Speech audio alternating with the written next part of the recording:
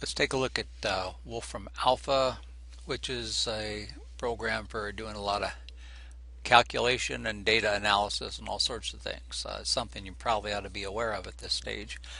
And let's just do one simple thing with it. The possibilities are endless with this thing, but let's do a simple math problem, and that is, let's assume,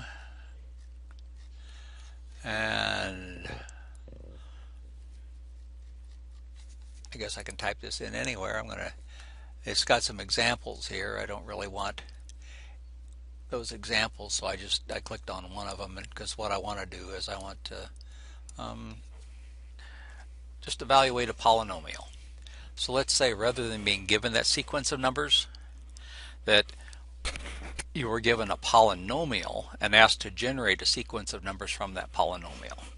So let's say that we're interested in a particular polynomial. Let's say x, you know how to use a caret for an exponent, right? X to the fourth minus 6x squared plus 17x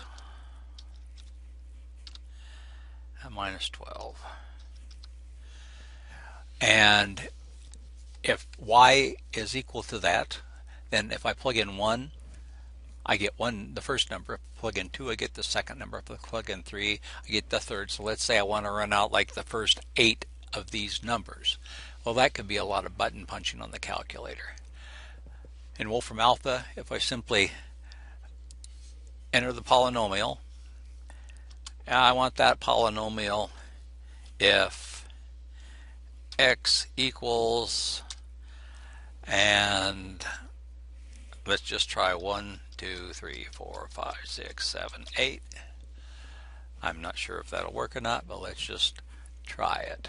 My thought is that should plug in 1 and get a number, 2 and get a number, all the way up to 8, and I should get a series of 8 values there. There we go. Okay, so those sequences that you've seen in the book that you're supposed to predict the next number out, well, I guess this is a good chance to talk about deductive reasoning.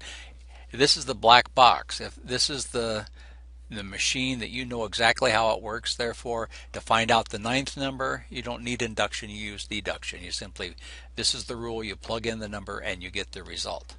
Now, the way we have been doing it, we do it in 1.1, is we're looking at this in terms of induction. So we're assuming we don't know what the pattern is, what the general rule is, and you just have to guess the next number after this. And in that case, you would need to use that successive differences process, and there you probably want to use Excel. So that's just kind of the tip of the iceberg on WolframAlpha. Any one-off calculation that you want to do, even if you're not quite sure how to do it, you can take a shot at it, and there's lots of examples, and it can save you, that just saved us a lot of time on the calculator if that was the problem, which was to do this once with x is 1, then with x is 2, all the way up to x is 8. It can be tedious, and this is an easier way to do that.